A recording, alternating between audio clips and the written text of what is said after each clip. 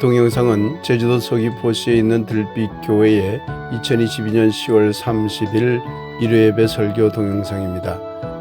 설교 제목은 하였다는 것을 너희가 들었으나입니다.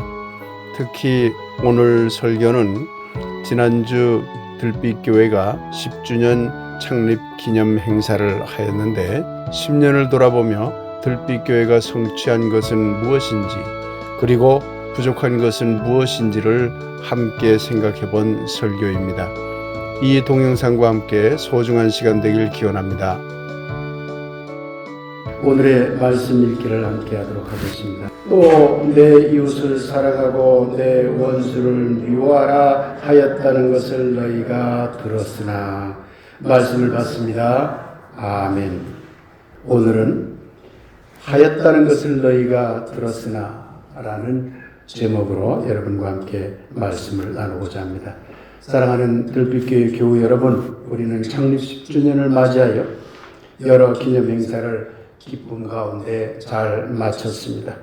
참석한 교수님과 여러 목사님들이 우리 교회의 신학적 지향성에 대해 놀라움과 큰 감동을 받았다는 말씀을 전해왔습니다. 그렇습니다.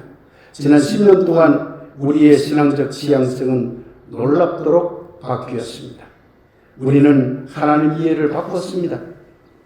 우리는 절대불변하며 전지전능하며 완전하신 하나님이 아니라 우리 안과 밖에 동시에 계시는 하나님, 모든 대립의 일치를 이루는 하나님, 과정과 변화를 스스로 해나가는 하나님을 고백하게 되었습니다. 우리는 예수님 이해를 바꿨습니다. 우리는 전통적인 삼위일체나 선제적 그리스도론을 강요하지 않습니다. 그러기에 우리는 예수 그리스도의 유일성, 절대성, 전능성, 완전성, 순수성을 고백하지 않으며 그분의 신앙이 하나님의 성품에 닿은 상향식 그리스도로 예수님을 고백합니다. 우리는 성서 이해를 바꿨습니다. 성서의 절대 권위는 이미 부정되었습니다. 우리는 성서를 거룩한 여러 문서 중에 하나이며 그 글자나 내용도 절대적일 수 없으며 때와 곳에 따라 부단히 해석해야 할 문서로 이해합니다. 따라서 우리는 성서 외에도 다양한 거룩한 문서들이 있다고 생각합니다. 우리는 배타주의적 신앙관이나 포괄주의적 신앙관을 이미 버렸습니다. 우리는 다른 종교나 가르침 속에도 궁극성을 찾아가는 놀라운 구원의 길이 있다는 종교다원주의를 고백합니다. 우리는 진정한 기독교는 기독교를 넘어서야 하며 진정한 종교는 종교 자체를 넘어서야 한다고 믿습니다. 그것이 바로 하나님 너머의 하나님을 고백하는 길이며 그것이 또한 영성의 길이라 믿기 때문입니다. 우리는 기독교 신앙 고백들을 존중하지만 그러나 시공간적인 상황 속에서 고백된 각각의 신앙 고백들을 절대화하거나 보편화하거나 획일화해서는 안 된다고 생각합니다. 그래서 우리는 사도신경을 강요하지 않으며 자유롭게 신앙을 고백하도록 하고 있습니다. 우리는 선악이원론과 시간이원론을 토대로 하는 심판이나 천당, 지옥이나 원죄로부터의 내세의 구원이라는 전통적인 구원관을 따르지 않습니다. 이런 구원관은 선인과 악인에게, 의로운 자와 불의한 자에게 햇빛과 비를 내리는 하나님을 고백한 예수님의 하나님 고백과 너무나 다르기 때문입니다. 우리는 미시오 에클레시아, 곧 교회의 선교를 과거 기독교가 범한 범죄라고 봅니다. 미시오 데이, 하나님의 선교조차도 기독교 중심주의라고 봅니다.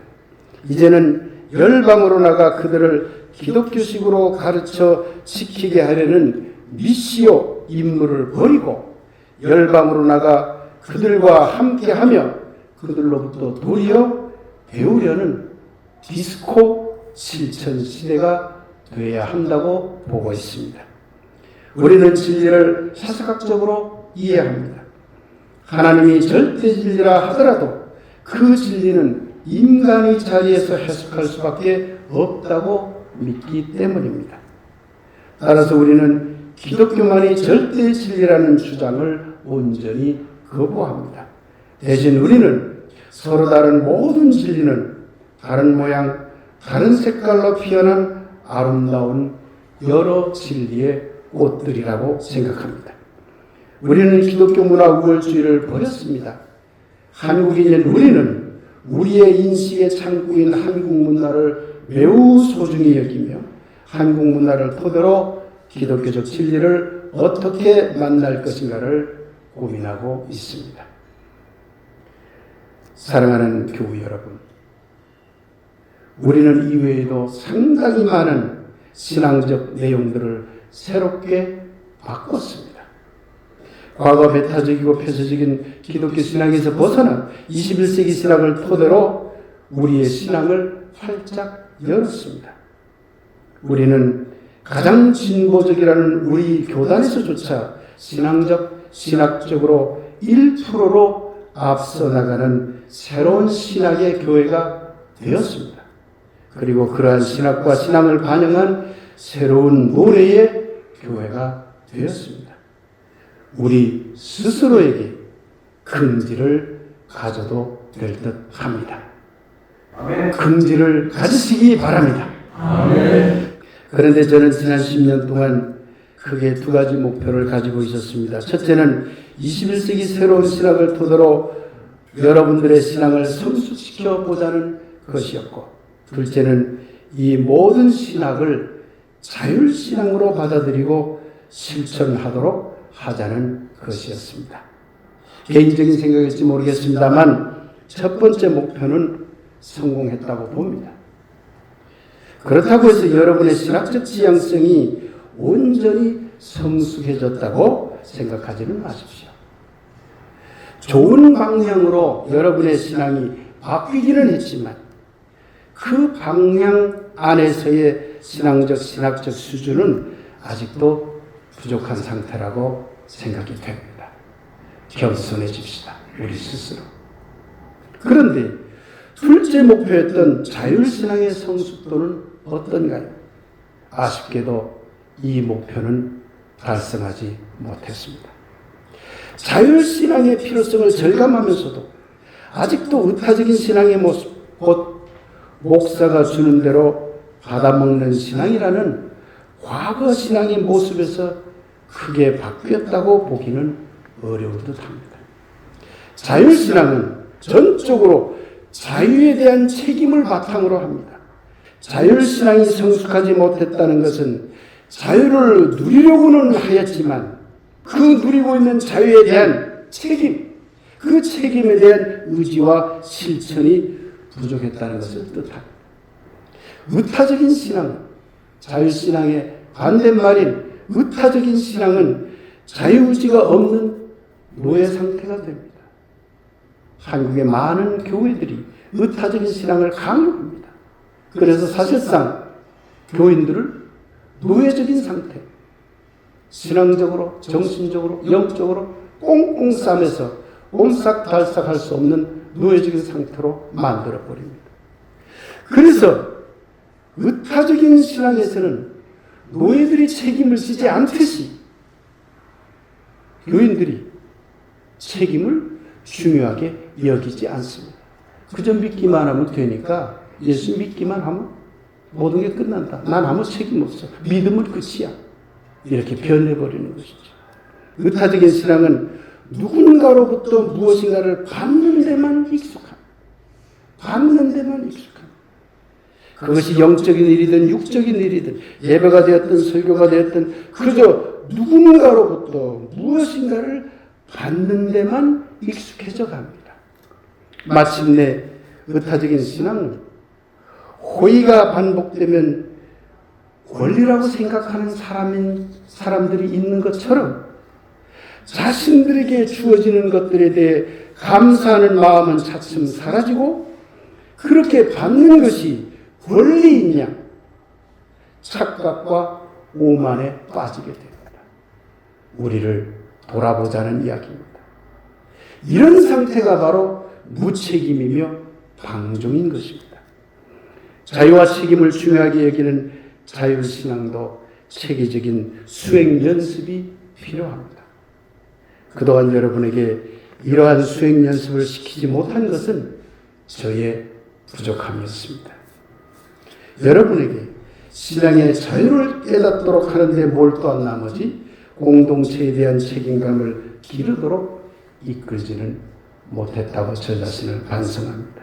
자칫 새로운 신학에 의해 형성된 신앙적 자유로움이 여러분 안에서 무책임과 방종과 이기적인 회피로 오인되지 않을까 걱정이 됩니다.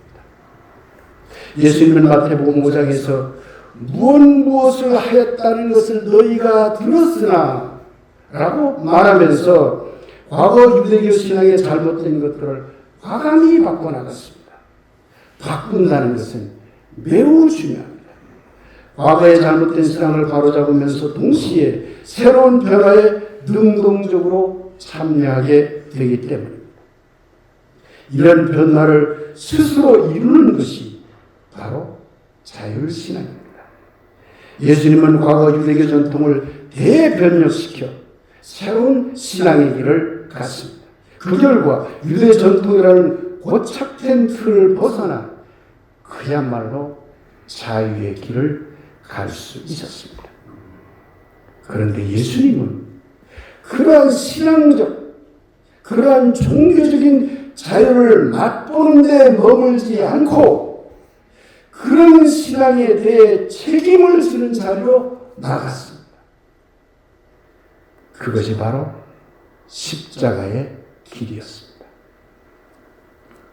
우리 교회도 과거 신앙을 과감히 바꾸는 예수님의 길을 걸어왔습니다. 그 길은 옳았습니다. 지난주 기념행사에 참석했던 교수님도 너무 놀랍다 문자가 왔습니다. 자기는 이런 교회가 가능하다는 것을 믿을 수가 없다. 놀랍다. 저는 그 말에 사실은 너무 기뻤습니다. 감격했습니다.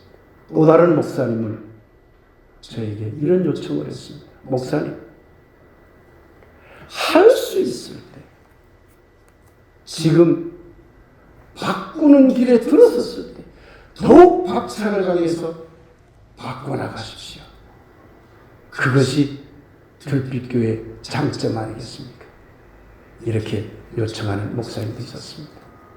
모두 다 우리 교회의 새로운 신학 운동에 대해서 놀랍다는 반응들이었습니다. 그야말로 여러분 긍지를 가져도 됩니다. 그러나 우리는 예수님이 걸어가신 또 하나의 길, 그 또 하나의 길을 온전히 가지 못하고 있습니다. 새롭게 바꾼 신앙의 길에 대한 자율적인 책임을 아직 이루지 못하고 있는 것입니다. 자율신앙을 끌어올리는 일은 저 혼자 할 수 없습니다. 자율신앙은 바로 여러분의 삶의 태도에 달려있기 때문입니다. 저는 남아있는 목회 기간 동안 자율신앙 시스템을 구축하려고 합니다. 이를 위하여 여러분의 자율적이고도 책임적인 참여를 요청하려고 합니다. 특히 공동체에 대한 책임의식을 강화하기 위하여 자율신앙의 수행 연습을 체계화해 나갈 계획입니다. 저와 함께 힘을 모아주시기를 간절히 기원합니다. 자율신앙은 저 혼자 할 수 없습니다. 여러분의 책임적인 참여가 필수이기 때문입니다. 사랑하는 들빛교회 교우 여러분, 그리고 이웃 여러분, 들빛교회 창립 10주년을 서로 축하합시다. 신앙적 성숙도에서 1%의 새로운 지향성을 가진 교회가 되었다는 점에서 긍지를 가집시다. 그러나 여러분, 아직도 우리 안에 남아있는 의타적인 신앙에서 어떻게 벗어날 것인가라는 물음 앞에서는 겸손해집시다. 이제 자율신앙을 끌어올릴 차례입니다. 사랑하는 교회 여러분, 지난 10년 동안 성숙해진 여러분의 신앙이 이제 새로운 10년을 시작하면서 자율신앙으로 더욱 성숙해지도록 굳건한 자유의지와 뜨거운 책임의식으로 여러분의 가슴이 뜨거워지게 되길 예수님의 이름으로 간절히 축복하며 기원합니다. 이제 너희가 경험하였으나 라는 주제로 잠시 말씀 묵상을 드리도록 하겠습니다.